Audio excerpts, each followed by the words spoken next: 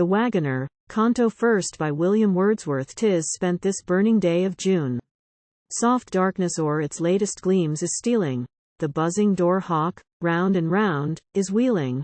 That solitary bird is all that can be heard in silence deeper far than that of deepest noon. Confiding glow-worms, 'tis a night propitious to your earth-born light.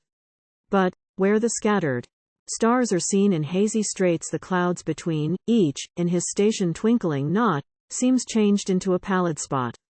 The mountains against heaven's grave weight rise up, and grow to wondrous height. The air, as in a lion's den, is close and hot, and now and then comes a tired and sultry breeze with a haunting and a panting, like the stifling of disease, but the dews allay the heat, and the silence makes it sweet. Hush, there is some one on the stir. 'Tis Benjamin the Waggoner, who long hath trod this toilsome way, companion of the night and day.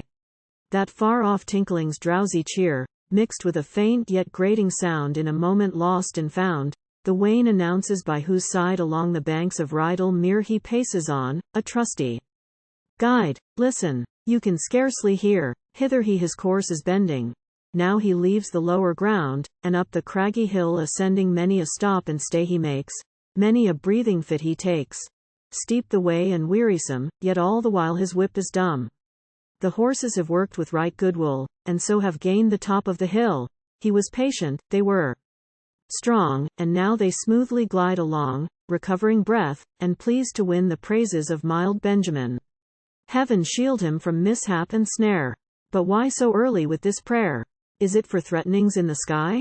Or for some other danger nigh? No, none is near him yet, though he be one of much infirmity, for at the bottom of the brow, where once the dove in olive bough offered a greeting of good ale to all who entered Grasmere Vale, and called on him who must depart to leave it with a jovial heart, there, where the dove and olive bough once hung, a poet harbors now, a simple water-drinking bard. Why need our hero then, though frail his best resolves, be on his guard? He marches by, secure and bold, yet while he thinks on times of old, it seems that all looks wondrous cold. He shrugs his shoulders, shakes his head, and, for the honest folk within, it is a doubt with Benjamin whether they be alive or dead. Here is no danger, none at all. Beyond his wish he walks secure, but pass a mile and, then, for trial, then for the pride of self-denial, if he resist that tempting door, which with such friendly voice will call, if he resist those casement panes, and that bright gleam which thence will fall upon his Leda's bells and mains, inviting him with cheerful lure, for still, though all be dark elsewhere, some shining notice will be there of open house and ready fare. The place to Benjamin right well is known, and by as strong a spell as used to be that sign of love and hope, the olive bough and dove. He knows it to his cost, good man. Who does not know the famous swan?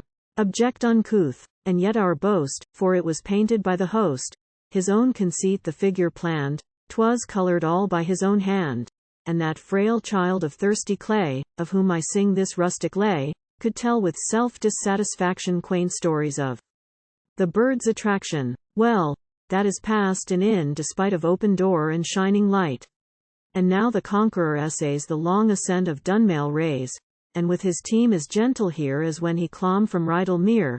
His whip they do not dread, his voice they only hear it to rejoice. To stand or go is at their pleasure, their efforts and their time they measure by generous pride within the breast, and, while they strain, and while they rest, he thus pursues his thoughts at leisure. Now am I fairly safe tonight, and with proud cause my heart is light. I trespassed lately worse than ever, but heaven has blessed a good endeavor, and, to my soul's content, I find the evil one is left behind. Yes, let my master fume and fret, here am I with my horses yet, my jolly team. He finds that ye will work for nobody but me. Full proof of this the country gained.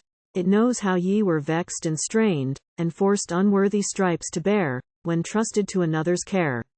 Here was it on this rugged slope, which now ye climb with heart and hope. I saw you, between rage and fear, plunge, and fling back a spiteful ear, and ever more and more confused, as ye were more and more abused. As chance would have it, passing by I saw you in that jeopardy. A word from me was like a charm. Ye pulled together with one mind, and your huge burthen, safe from harm, moved like a vessel in the wind. Yes, without me, up hills so high 'tis vain to strive for mastery. Then grieve not, jolly team. Though tough the road we travel, steep and rough, though Rydal heights and Dunmail raise, and all their fellow banks and braes, full often make you stretch and strain, and halt for breath and halt again, yet to their sturdiness 'tis owing that side by side we still are going. While Benjamin in earnest mood his meditations thus pursued, a storm, which had been smothered long, was growing inwardly more strong, and, in its struggles to get free, was busily employed as he. The thunder had begun to growl he heard not, 2 in 10 of soul. The air was now without a breath he marked not that 'twas still as death. But soon large rain drops on his head fell with the weight of drops of lead. He starts and takes, at the admonition, a sage survey of his condition. The road is black before his eyes, glimmering faintly where it lies. Black is the sky and every hill, up to the sky, is blacker still sky, hill, and dale, one dismal room, hung round and overhung with gloom. Save that above a single height is to be seen a lurid light, above helm crag a streak half dead, a burning of portentous red, and near that lurid light, full well the astrologer, sage Sidrophel, where at his desk and book he sits, puzzling aloft his curious wits. He whose domain is held in common with no one but the ancient woman, cowering beside her rifted cell, as if intent on magic spell. Dread pair, that, spite of wind and weather, still sit upon Helmcrag together. The astrologer was not unseen by solitary Benjamin. But total darkness came anon, and he and everything was gone. And suddenly a ruffling breeze, that would have rocked the sounding trees had aught of sylvan growth been there, swept through the hollow long and bare. The rain rushed down the road was battered, as with the force of billows shattered. The horses are dismayed, nor know whether they should stand or go. And Benjamin is groping near them sees nothing, and can scarcely hear them. He is astounded, wonder not, with such a charge in such a spot. Astounded in the mountain gap with thunder peals, clap after clap, close treading on the silent flashes and somewhere, as he thinks, by crashes among the rocks, with weight of rain, and sullen motions long and slow, that to a dreary distance go till, breaking in upon the dying strain, a rending o'er his head begins the fray again.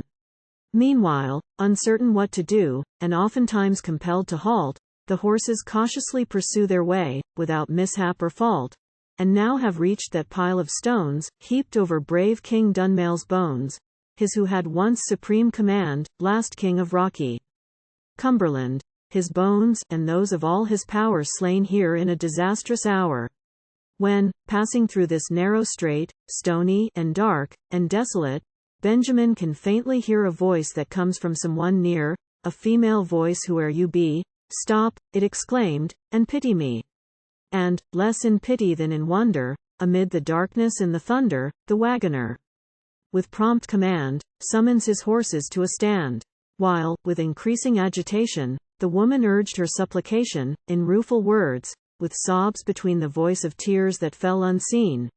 There came a flash, a startling glare, and all seat sandal was laid bare.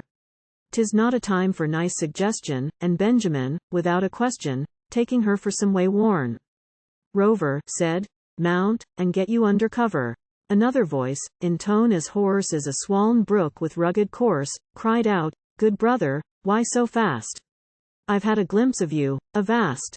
Or, since it suits you to be civil, take her at once for good and evil." "It is my husband," softly said the woman, as if half afraid. By this time she was snug within, through help of honest Benjamin. She and her babe, which to her breast with thankfulness the mother pressed. And now the same strong voice more near said cordially, "My friend, what cheer? Rough doings these. As God's my judge, the sky owes somebody a grudge. We've had in half an hour or less a 12 months' terror and distress."